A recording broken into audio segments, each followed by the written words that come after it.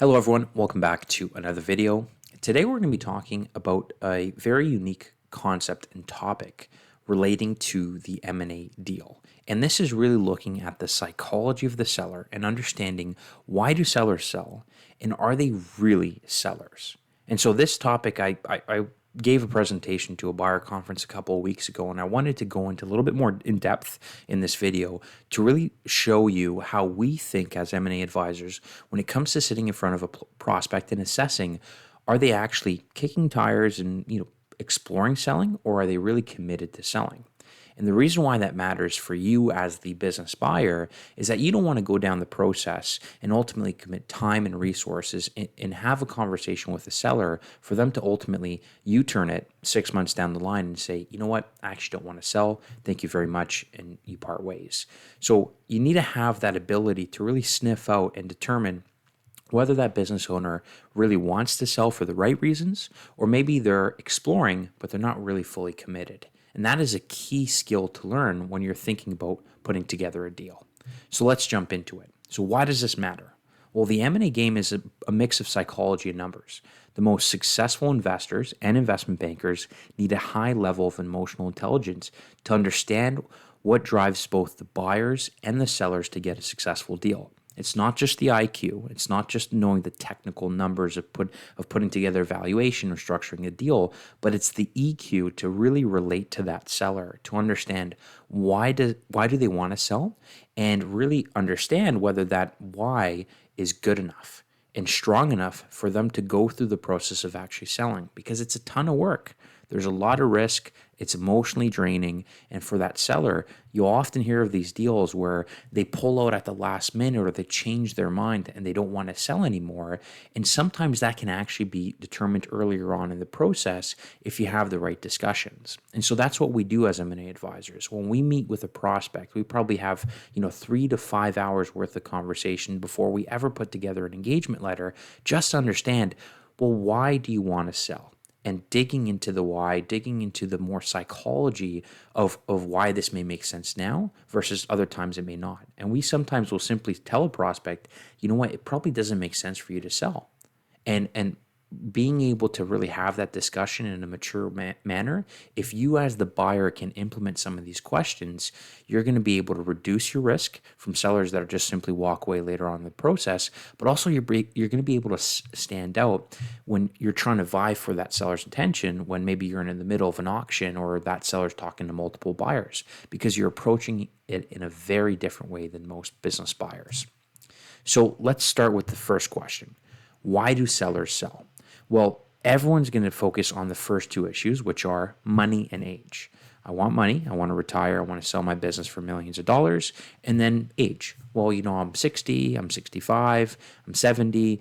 I want to retire. Now's the time to retire. Therefore, I want to sell. And so most people focus on these two issues and overlook the underlying issues behind these drivers, because money and age are actually probably the two trickiest factors behind a sale that actually can ultimately flip on you and flip the seller from being a seller to actually still being an owner, not wanting to sell. So it's really important to actually look beyond this and dig in. So why is that the case? Well, let's talk about the number one M&A lesson I can communicate in this video, and that we actually tell all of our prospects in our first meeting when we talk about selling their business. In most cases, and I bolded it in red for this reason, in most cases, the owner will always make more holding on to their business than selling it today. So what does that mean? So what that means is that, say for example, you have $1 million profit business today, EBITDA business today, and it's valued at 5 times EBITDA. Okay, so you can get $5 million for this business if you sell it today. Or you could hold on to that business for $1 million in EBITDA for 1 year, make the $1 million in profit, plus the salary that you drew, and then the next year you sell that business for 5 times $5 million. Do you sell the profit stream for the pot of gold today, or do you hold on for 1 more year of profit and then sell it another year down the line? in most instances, it makes sense for you to hold on for the other year. And most sellers don't understand that until they actually run the numbers. And oftentimes we find that young sellers usually get tripped up in the concept of, well, I'm going to get the pot of gold right now. I'm going to sell right now and be able to exit the business, but not realize that you forego the future profit that comes with owning that business. And in most cases, the opportunity cost of replacing that stream of profit is so high that they realize later on in the process when their wealth advisor or their banker tells them, buddy, why are you selling this thing? Like, this thing is spitting out cash for you. Just keep holding on. And so that's the challenge with money. The challenge is you could probably try to put together a really competitive offer as the buyer for that business, but unless you pay an ultra high premium, like a public company stock price premium, in most lower mid-market or middle market transactions, the multiples are, anywhere from 3, 4, 5, 6 times annual earnings. Well, if you hold that for 1 or 2 more years, in general, you're going to get more money anyways. So the driver of money should not be the primary reason why a seller sells. And that's what we look for. When someone says, well, I want the absolute top dollar for my business, the red flags go up for us as the advisors, because we're saying, okay, that's great, but why don't you just hold on? Why don't you double down and invest in your business more? And so really digging beyond that is important. And that's one of the challenges you'll see as a business buyer, as you go through the market, you'll see older owners that are in their 70s or in their 80s. I even had a client last year that was 94 years old and sold their business. And why do they find themselves in these situations where they've held on for so long? Well, the reason why is they justify holding on to that business another year and another year. They don't have any debt. They have a ton of cash in the bank account. Life is really good. There's no external pressures, and so they hold on for too long. But that is the reason why you need to navigate the discussion around what beyond money is driving them. So how do we do that? So as M&A advisors, we spend a ton of time on the psychology of the decision around selling. And so, what we try to do is we actually try to coach the prospect through the process of understanding their own emotions. And so this chart here on the right is one of my favorite tools to use. And it's really Psych 101. It's a decision-making model. There's 4 quadrants. You could apply this to selling a business. You could apply this to, making a decision in business, making a decision in personal life, whatever the case is. But, the 4 stages are, number 1, denial. So you're too young. You don't want to sell. No, I've never thought about selling. I love what I do. I have so much energy. I have so much left to do. Denial. They're in denial stage. Now there may be resistance. People have told me that I should sell, but I still want to do this, or but the money is too good. But so they have all these buts. Then you go into exploration. People have told me I should sell, and they've told me I could get this amount of money, and I could have more time with my family, and I could do this, and I could do this. And so they start exploring and start thinking about the potential of what life after that business looks like. And then the last stage is commitment. Oh, I commit to selling. Yes, I want to get out by this date, or get me out of this business because I want to do this. I already have my next stage of life planned out.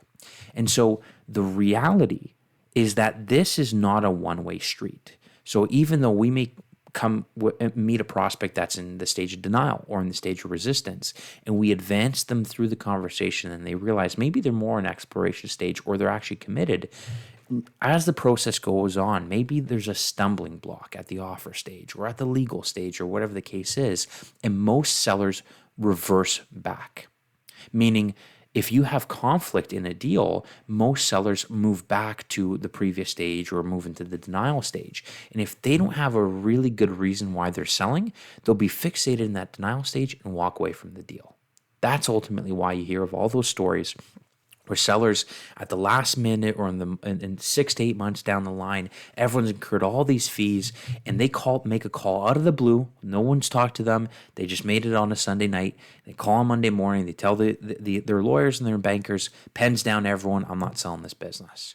Well, if you don't understand why they were exploring it in the first place or why they were being pulled towards selling in the first place, then you can't have a reasonable conversation to try to move them off their position. And that's ultimately why sometimes deals fail. So, as the advisor, we really want to understand firstly, are they even really committed or in exploration stage? Or there's only one or two things that are really pulling them, and there's 10 things that are holding them back, because then there's an imbalance, and most likely when that we do hit that conflict stage or that bump in the road, they'll be stuck, and therefore they can't move forward because there's too many things holding them back.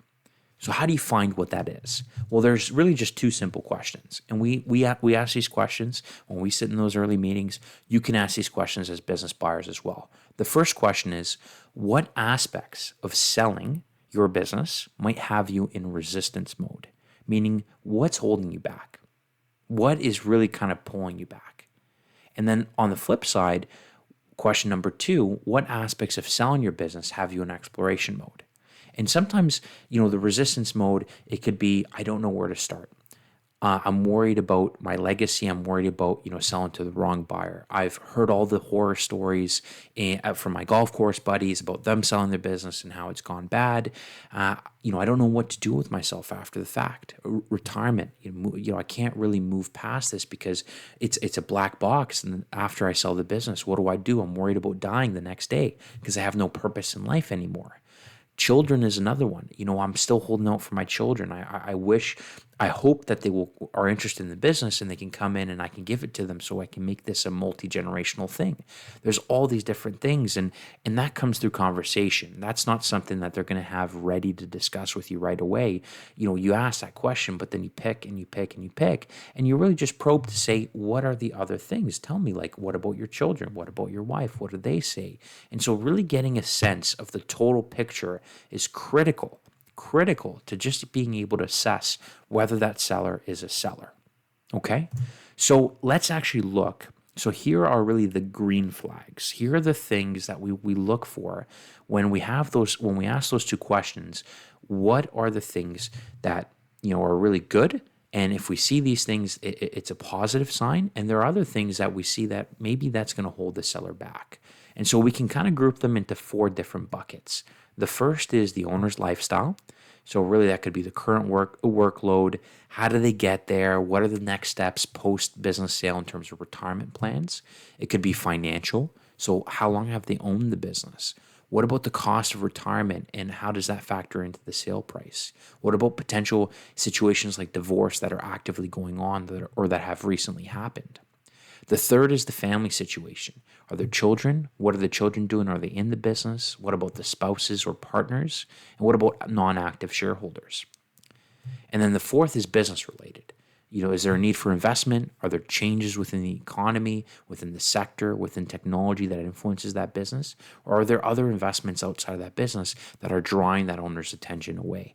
So we'll dig into each of these in the next couple of slides. But what I really want to focus on is from the buyer's point of view, it's absolutely critical for you to understand that your number one competitor, ironically, is the seller.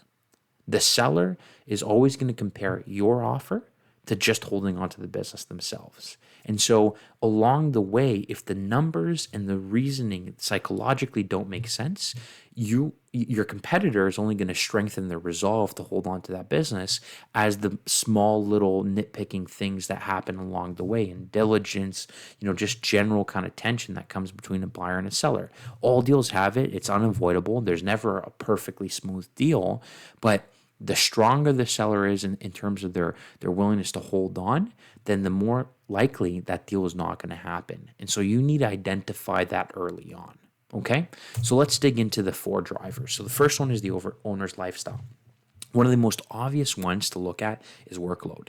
So is the main driver burnout? And we've seen that, this is probably one of the biggest green flags or the drivers that have a lot of sellers in exploration mode during COVID and post-COVID.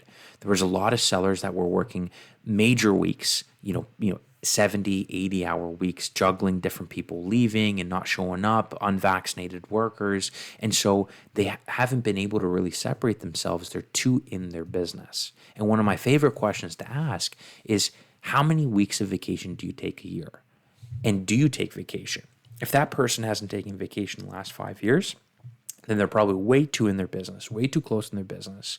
And so from a transition risk point of view, that's probably higher, but from a psychological point of view, that also probably grinds down that seller and makes them really forces them towards the exit. And is a very clear sign of wanting to sell and exiting. Another one is skill set.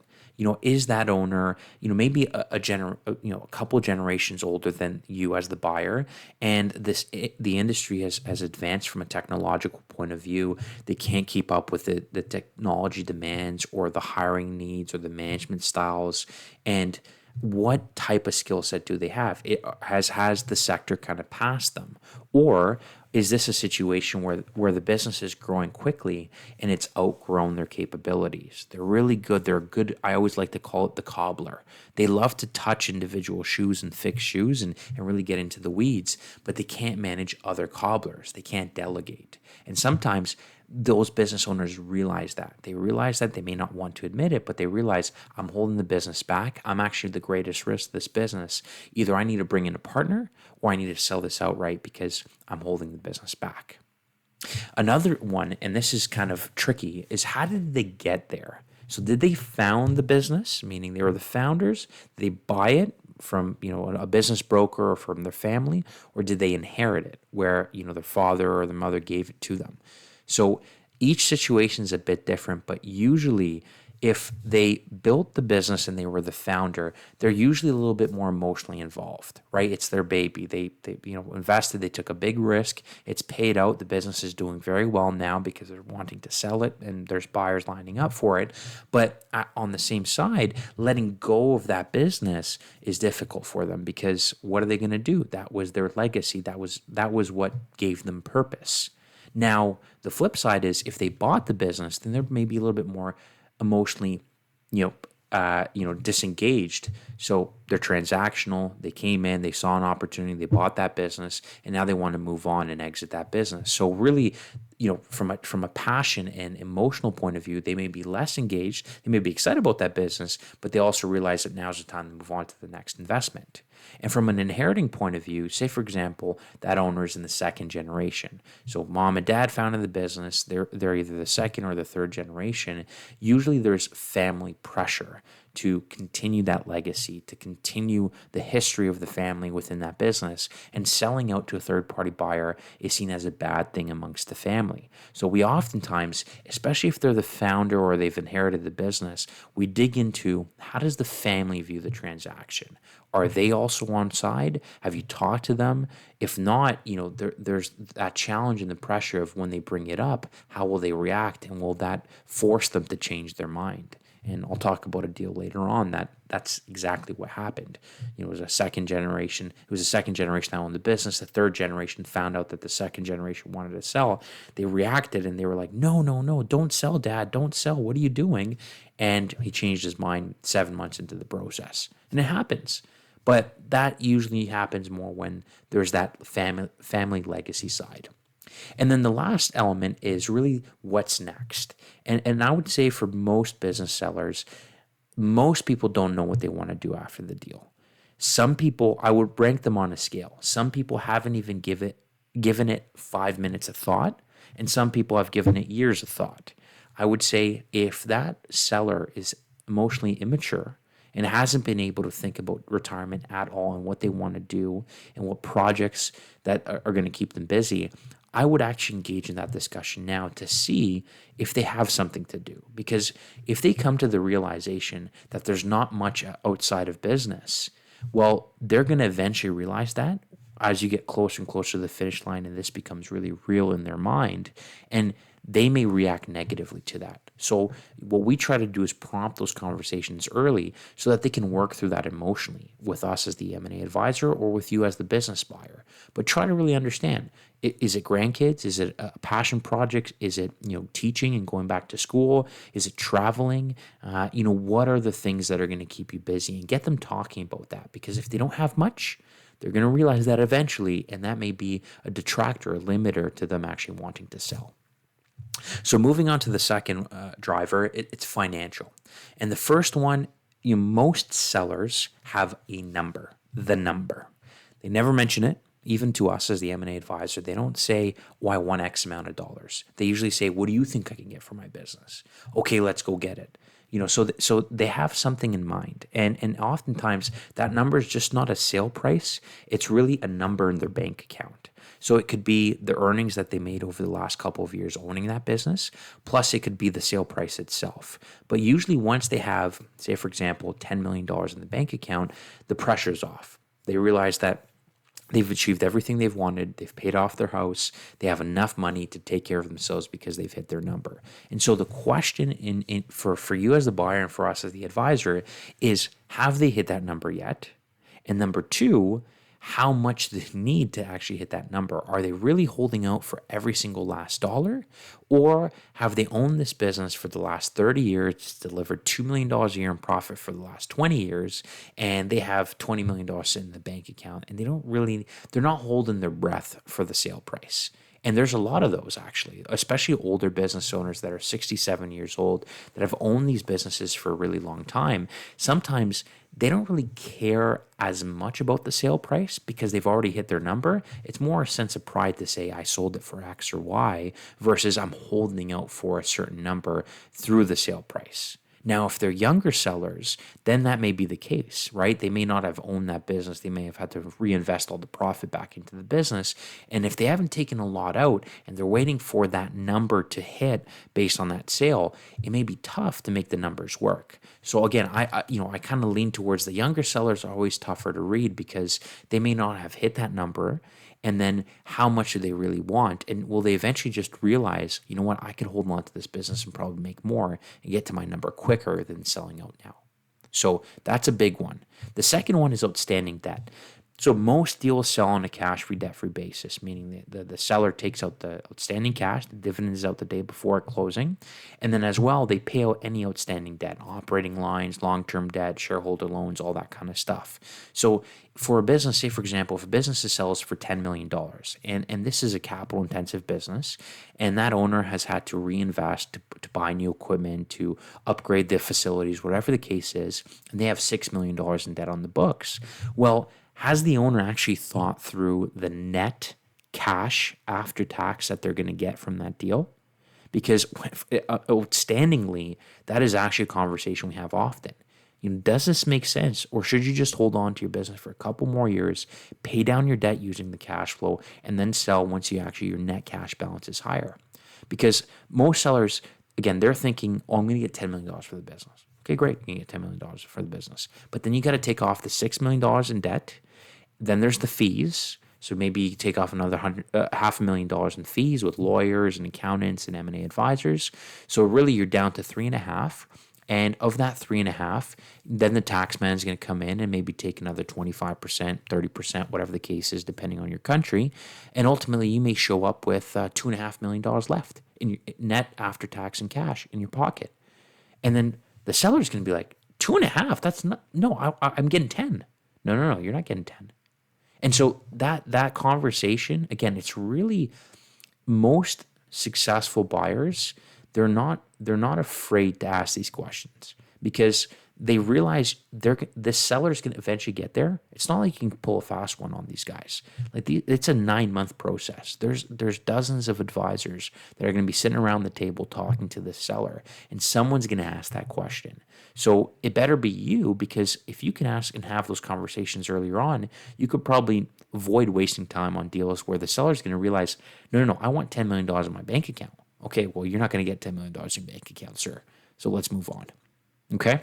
The other one is untapped real estate value. So sometimes, and this is a very common case in Canada where I operate out of, the owner owns both the business and the real estate, and the real estate values have gone up so quickly in the last couple of years that the real estate value is 5 times the value of the business. Okay, so the business is worth $2 million, but they're sitting on a huge piece of property with a little bit of excess land in the back, and that thing's worth $10 million.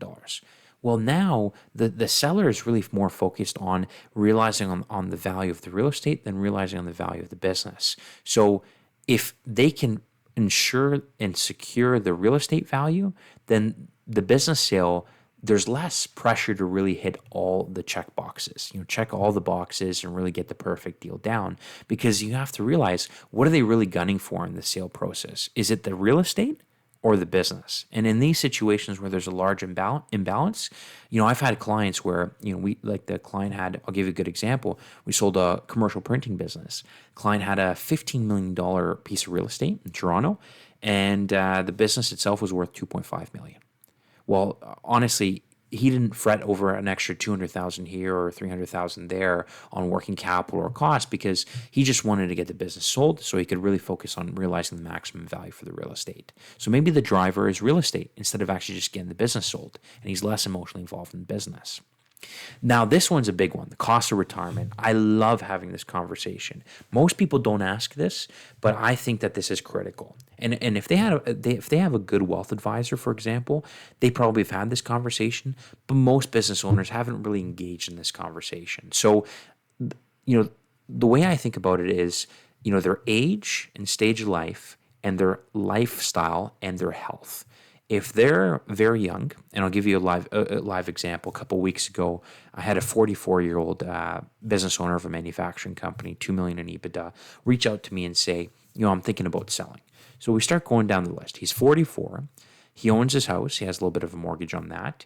And he's got 6 young kids, all under the age of 14. And so I'm thinking there, and I start asking questions like, okay, hold on a second. So you're going to sell this business, and great, you may get $10 million for this business. You got to pay the tax man, you got to get the fees, all that kind of stuff. So maybe you walk away with $7 million after tax because there was no debt on the business. You're going to pay down your mortgage. Okay, so you're going to pay down another $1 million there. And now you have $6 million after tax left. The kids are going to go to school, all 6 of them, university, and university in Canada costs a boatload, not as much as the US, but maybe $200,000 each, a couple of years down the line. So that's 1.2 off there. So now you've gone down from 7 to 6, then 1.2 off that. So you're now at 4.8. So you have $4.8 million left, and you have probably 30 to 40 years left of life. What are you going to do? You're going to go get a job? You're going to try to build another business? What are you going to do? Why don't you just hold on to this thing? And as we started talking through the numbers, he's like, you know what? It doesn't make sense. The timing doesn't work for him because he's got all these other expenses that are coming in. And it probably makes sense for him to just hold on to the cash flow, use the cash flow to finance the lifestyle expenses that are going to come up in the future. And then he can eventually sell maybe once the kids graduate university and those bills are paid and done. So that's some of the conversations we have where we really get into, does this make sense? Sometimes, it could even be an older owner. We had an owner that was in his, mid 60s, incredibly fit, running different marathons and canoeing and blah, blah, blah. And so we looked at his lifestyle and said, you're probably going to live for a really long time and you really like the finer things in life. So, you selling your $5 million business, probably not going to go far. And most business owners use their business as a piggy bank. You use that business to finance their expenses, finance their cars, their travel, their meals. Not all of them, but I would say most of them. And they should, because it's tax advantageous to do that. But really, when you take that business and that cash flow away, their lifestyle changes. Now they have a fixed principal balance that they have to slowly and hopefully manage correctly to live on for the rest of their lives. And sometimes that doesn't make sense from a numbers and cents point of view. So getting into that conversation is one of the easy ones that we do right away, especially if there's glaring differences. And then the last one on the financial topic is divorce. So sometimes, and this is a tough one, usually divorce puts owners in a very different emotional state because they're writing checks to everyone. They got a bunch of advisors that they got to pay. And, here we are, we're another advisor, and here you are, the buyer. You're looking to nip at their heels and take. And so just in general, their mindset is set up incorrectly. So I try to either wait out the divorce, or if I am going to get involved and they really do want to get that business sold, I try to get involved later on in the divorce process. So there's, think about it. When you're going through a divorce process, there's a negotiation and allocation of assets. And so in the early stages, that can take a ton of time to assess the value, to go through the negotiation process, the back and forth, and actually do the allocation. That can be a couple months to, a year.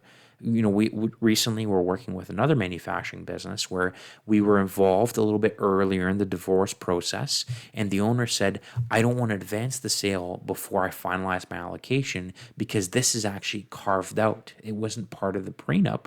So really for me, I don't want to advance the sale before I get the divorce completed and signed off on. Other times, just the uncertainty of what that owner is losing to their spouse that's divorcing them, creates this level of indecisiveness. So, my recommendation for you is if you start dealing with an owner that wants to sell, that's going through divorce, really assess how far along they are in the divorce negotiations. The closer they are to the finish line, or to the at least, being able to kind of carve out the assets and specify who owns what, so there's no over negotiating and clawbacks and taking a step back, the more certainty there is to your deal as the buyer. Now, if you come to them very early on in the process, I can tell you they're going to be very distracted and you don't know who's going to get what. And there's going to be a lot of twists and turns in the process. I've worked with a couple divorced type sellers. They were some of the hardest deals. So I forewarn you, if you are going to get involved, try to get involved once it's closer to the finish line. So moving into the third driver, family. So the easy one that is, you'll see in most instances is death or illness. So is there a health event, whether it's the owner or it's their wife or husband, that requires them to be more active at home?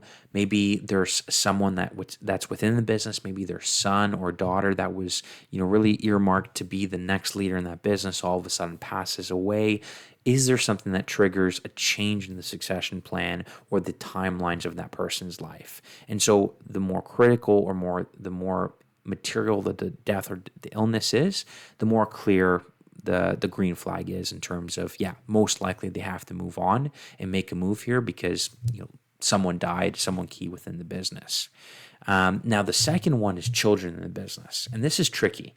Usually sellers firstly won't open up about this early on in the process. So that's why I usually ask this question multiple times. So we'll talk about it in the first meeting. In the second meeting, we'll circle back and say, hey, can I just ask you again about, John or Joanne, what's going on there? What do they want to do? Blah, blah, blah. And really just circle back and ask the same question again and see if the answers are consistent.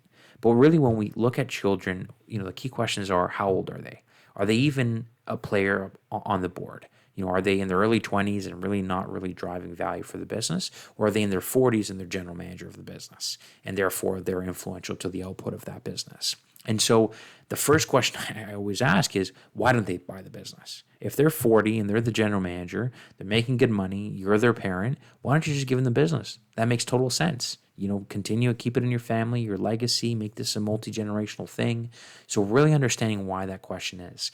And sometimes the answer is that person doesn't have the money, or, they're the general manager, but they're not the general manager. They're the general manager because they're my son or my daughter, but really they can't, from a performance point of view, really run this business without me there. And so if it's a money or a skill gap, or maybe there's a lack of interest and there was a falling out and, dad tried to offer it to the son and the son rejected it and said, no, I want to move on and do my own thing. Let's go and sell this business. I'll help you through the process, but afterwards I'm done.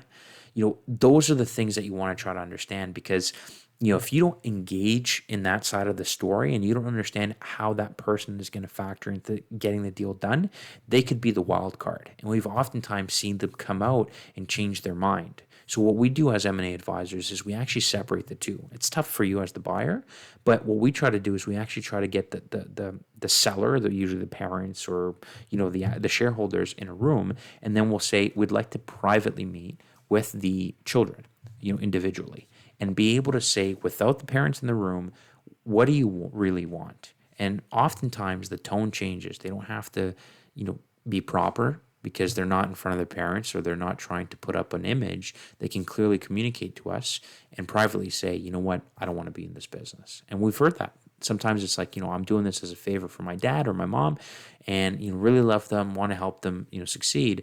But once this business sells, to be honest, I want to move on. And so if that's what it is, then it is what it is. And we understand it, and we really manage the transition around. But it's important to understand how they engage with the business and if they're interested in the business or not. Now, the other one is the stage of family life. So I kind of talked about this in the previous slide with the numbers and cents. So that 44-year-old owner with the 6 children. So how old is the owner? Do they have children in the house? How old are the children? And does the wife or the spouse work? And are they also an income earner? So, just think about the numbers again. And this kind of ties into driver number 2.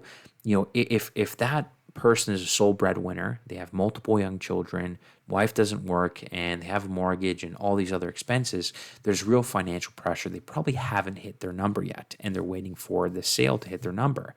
And you should talk through that and say, does that even make sense to you? Think about the after tax and the fees and everything, and really get them thinking about that. And other times, the kids are out of the house is paid for, the spouse, has a big government job earning $200,000 a year, and here's the owner saying, what, I just want to slow down and start traveling more. Well, that probably makes sense from an age to stage point of view.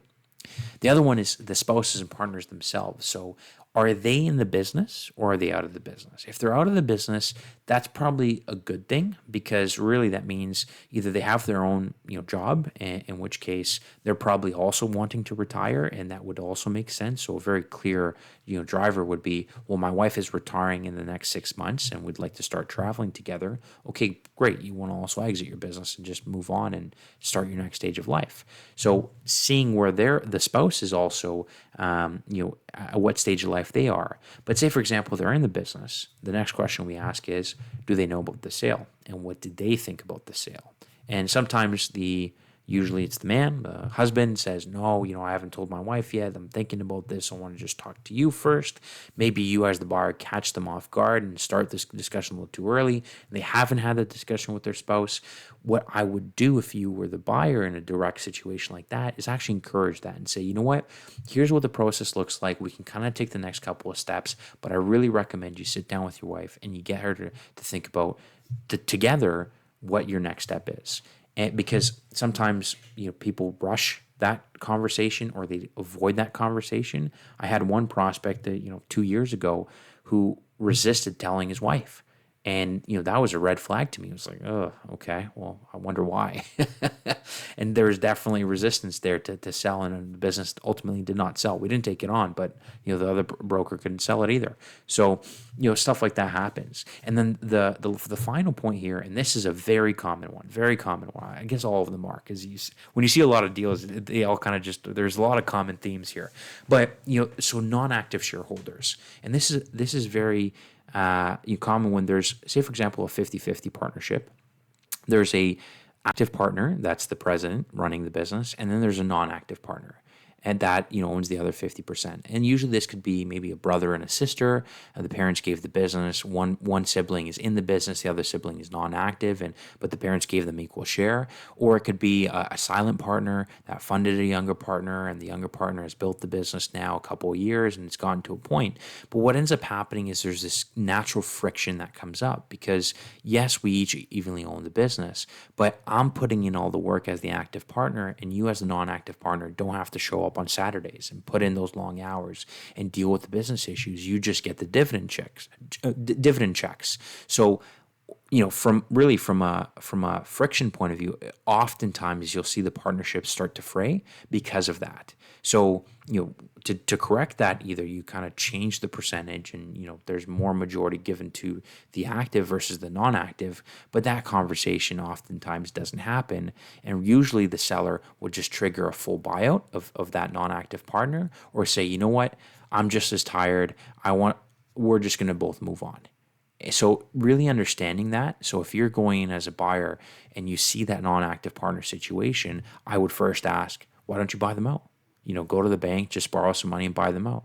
Why doesn't that make sense? You're going to own 100% of the business, and therefore there's no need to deal with a non-active partner. So really kind of digging in, but understanding that is oftentimes a common cause of friction. So the why is easy to understand, that there's friction, but why not do the internal buyout versus an external sale? And that requires more conversation with the seller. So the last driver is business related, and this is more logical, but at the same time, there are certain areas that we look for that, these are the more common themes that we see. The first one is the need for investment. And this is probably the most common. That business is either growing or declining and requires a large capital investment. So that could be in new equipment. It could be, I talked about here, landlocked businesses. That's very common in manufacturing or more asset-heavy type industries where, they've been operating on this land for the last 20 years. They're continuing to grow and they've hit a ceiling. And really to move that business and to set up a new facility and to, transition that business and go through the risk is going to cost a ton of time and money. And that seller at that age and stage of life, do they really want to take that risk and double down and invest $20 million into a new facility? So really the timing of the investment and the size of the investment relative to the age and stage and the energy of that owner is a really clear driver of sale. And you often see it with older business owners that are in their 60s and their 70s and their 80s. They're the sole owner. They've never taken on any debt. They're debt adverse. And here's a huge bill outstanding waiting for them to make that investment, or their business is going to continue to erode in terms of competitiveness. They're going to come to the realization that either I have to make this investment or someone else will, or I'm going to compromise the value of my business. So that's a very clear sign. The other one in more franchise type situations is, say, for example, there's reimaging programs. The franchisor, like in an auto dealership, for example, every 7 to 10 years, Toyota is going to say, you need to change your design of your dealership. You need to refresh the brand. You need to refresh the facility.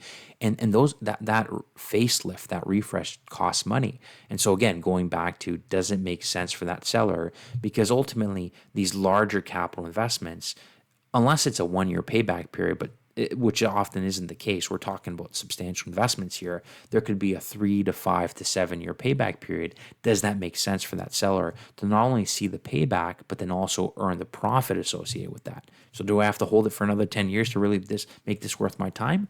Or do I defer the investment, or do I just sell now? So that's a very more logical discussion, but something that you have to really look at from a capacity and growth point of view. Sometimes on the flip side, there could be declining performance. And what ends up happening is that business has failed to invest in R&D to release new products. And so that kind of ties into these 2 points over here where, the owner has either taken their eye off the ball, or they've lacked the energy or the team to really drive the performance. And they're starting to realize, I can't do this. I need to bring in someone.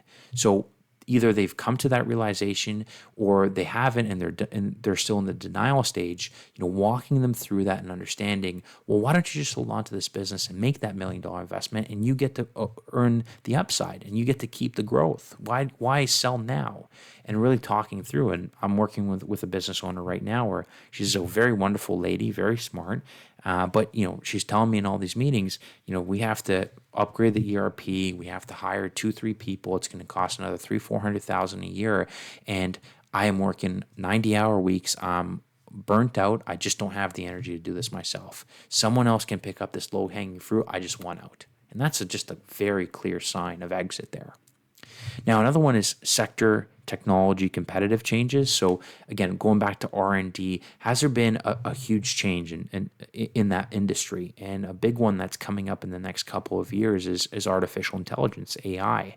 If AI is hitting that sector and competitors are leveraging AI to drive down costs, and here's an older owner or an owner that's resisting that technology change, seeing their competitive position erode, do they sell out now because they can't really keep up with the technological change and try to bring in a younger buyer? So these are, other considerations. A big one that I see oftentimes on the more business side is other investments, especially for younger sellers. Say, for example, a younger seller wants to exit a perfectly fine, profitable business, no sector changes, everything's good. And, the question we always ask them is, well, why? Financially, this is going to make a lot more sense for you to just hold on. Well, I got this. Got the next idea. And there's a lot of those people out there where they're really good builders. founder builder. They start from step 0 to get it to step 1, step 2, maybe step 3. But after step 3, they lose interest. Now it's just people management. Now I just got to, steady the ship every, couple months. Like there's no real excitement or risk. And so usually they pivot to the next passion project. And so if they have that project and they have that need, it's a really good sign because they're probably going to be very passionate and talk about that project. And it's a good go ahead to say, you know what, even though financially it probably makes sense to hold on and just install a general manager here, they want to take that money and put it into the next project. So we've seen a lot of those as well. And then the last one is the aging workforce. So sometimes, especially with more traditional businesses, business owners are not really good at hiring middle management. Their current team has done very well. They've grown up with that current team over the last 20 years, but backfilling that current team and bringing in the next generation of leaders, they don't have the energy, or they've lost interest, or they're like, I don't want to talk with the young kids anymore. And so they have this aging workforce and usually aging key management staff that are coming up for retirement in the next couple of years, and they see the writing on the wall and they want to exit and transition and give the buyer the opportunity to bring in their own management team. So that's another driver on the business side. So when you summarize all four, if I were to kind of give you some best practices, this is what we do. I mean, this is essentially just a training document for my own guys at my own firm, but I'm just trying to give it to you as well as a buyer, is number one, clear communication. Absolutely, you have to have these discussions early on. Don't do it over Zoom if you can. Try to do it in person. Try to do it, in a more informal setting. Either take them out for lunch, dinner, coffee, even just sitting in their office and being able to have these emotional conversations in person. It just never goes as well when it's over Zoom or over a phone call, because the owner can hide behind the phone or the computer, versus when you're sitting eyeball to eyeball with that person, you can really push certain topics. The second is spend time. This discussion around psychology and really figuring out their why. They're not going to know their why, and it's not like you ask 2 questions and all of a sudden they tell you their why. It's a multi-hour process. So really being able to talk to them for a couple of hours and taking your time, not rushing the discussion, is going to yield a lot of productive and fruitful tidbits of knowledge, because at the end of the day, you're just trying to pick up breadcrumbs. You're trying to pick up different pieces of different stories, because it's not like they have one reason. They have multiple. And really, there's multiple limiters and there's multiple drivers.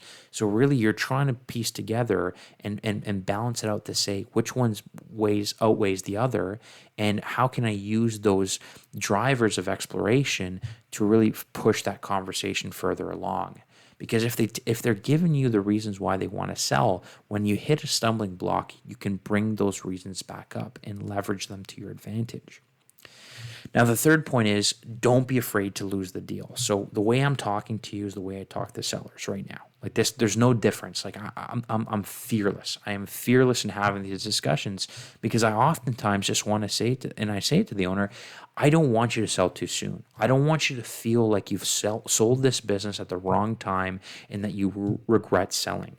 Let's talk about it now. Why does it make sense? And for you as a business buyer, you may want to get that deal done as quickly as possible, but there's also reputation and the ability to build relationships, because maybe this seller that you're talking to may be your second deal, but not your first deal. And if you advance too soon, again, you risk just the deal falling apart and you risk burning that relationship. Versus imagine being that unique buyer that approaches this conversation in a completely different way and really digs into that person's soul and understands what drives them. I think you're going to stand out and be the go-to buyer for that person. So really develop that skill. And so, the fourth thing, I think you should just start off by saying this. Even as a business buyer, in that first meeting, say, just so you know, like, you're going to if you hold on to your business, you're going to make more than if you sell it outright today. You know why? Because if you hold on now, you're going to earn this year's of profit. And you can sell it for the big pot of gold next year versus just selling it for the big pot of gold this year. You can always just make more holding on to your business. So why do you want to sell? And let them tell you. And that the way they react to that question is going to tell you a lot about how well thought out they've actually thought about selling their business.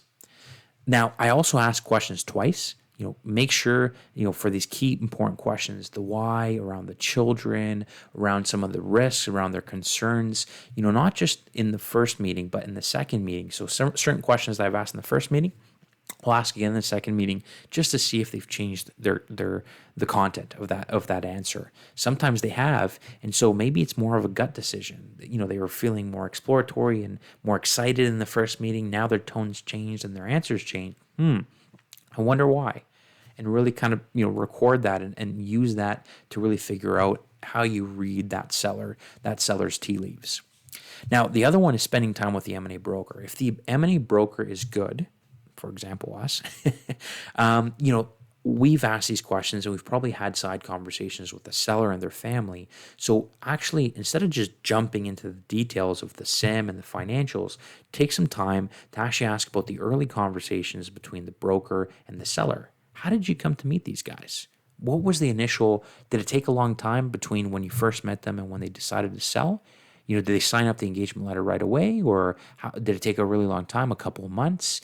Try to get different areas of the story to make sense of, were these guys quick signups and there was very little discussion around the emotion, or no, they really thought about it. We met with their financial advisor, they interviewed a bunch of firms and they took it back and it took 6 months to get to this point, blah, blah, blah. Have they spent a lot of time or have they not? That could also be a really good indicator for you. And then the last one is, there may be certain situations where you look at the drivers and the limiters outweigh the drivers. Now, that's not the death of that deal. What I've seen smart buyers do is they will actually identify that and say, you know what, I'm sure you're talking to other buyers that want to buy your business. I would love to buy your business as well, but I actually want to give you a different option. I think that you have a lot of energy and passion left for this business, and I want you to continue to be involved in business. How about we partner? How about I buy 70% of your business, or 60% or 50% or whatever the case is, and you reinvest and continue on with the business together with me? I give you a fresh pair of eyes, we bring capital to the table, blah, blah, blah, blah, blah. But at the same time, you're still involved in the business. And sometimes sellers really love that because they're still indecisive, but they realize they have to make a decision, but it's not selling it outright. Maybe it's actually finding a partner or bringing new capital to the table. So that may be another idea for you to consider. So last slide over here, let's actually look at a case study. So here's a perfect example. This is a past deal that we worked on, manufacturing business. The seller was 54 years old, healthy marathon runner, worked 30 to 40 hours a week in the business, so was very comfortable, would take Fridays off, or, wasn't really working a heavy workload, had an excellent middle management team because of that. And he could take that kind of time off and loved to travel. And, but at the same time, he wanted to do more travel. So when he came to us, he said, what, guys, I want to sell this business. It's a great business. I'm a little bit landlocked. I need to spend a bit of money on investing in equipment and buying a new property. So I'm probably going to need to invest another $10 million in the next couple of years if I really wanted to grow this business. Now, it was a family business. So it was third generation. His parents founded the business, owned the property, and then his daughter also worked in the business. So there was 3 generations. The parents still were alive, owned the property, and also owned some minority shares in the business. The daughter worked in the business, didn't own anything, and then he was the majority controller of the business. Now, he had expensive tastes. So he had 2 Porsches, did a huge renovation on the cottage, loved to travel throughout the year and go to Rome and blah, blah, blah. So, from a financial point of view, he needed a lot of money to really support his lifestyle. And because he was 54 and very healthy, he had a long time to support his lifestyle, or he would have to change his lifestyle, which most owners don't want to do. So overall, very perfectly sellable business. But, as we get into the numbers, or as we get into the psychology of the seller, our first question was, why would you want to sell? Well, I'm landlocked and I need to make this investment and my competitors are growing and I don't want to double down and buy another property, invest in another facility and blah, blah, blah. And so really, we centered around the concept of, this is a landlocked business, sell it to a larger competitor who can really take the customer book and scale the business better than he can. So we take the business on. 6 months down the line, He changes his mind and pulls out. So the reason why he did is we're going down the process. We get offers for the business. Offers are perfectly fine. But the one question we didn't ask, and again, everyone makes mistakes, is we actually didn't sit down with the daughter, and she didn't know that the business was for sale until we get to the offer stage.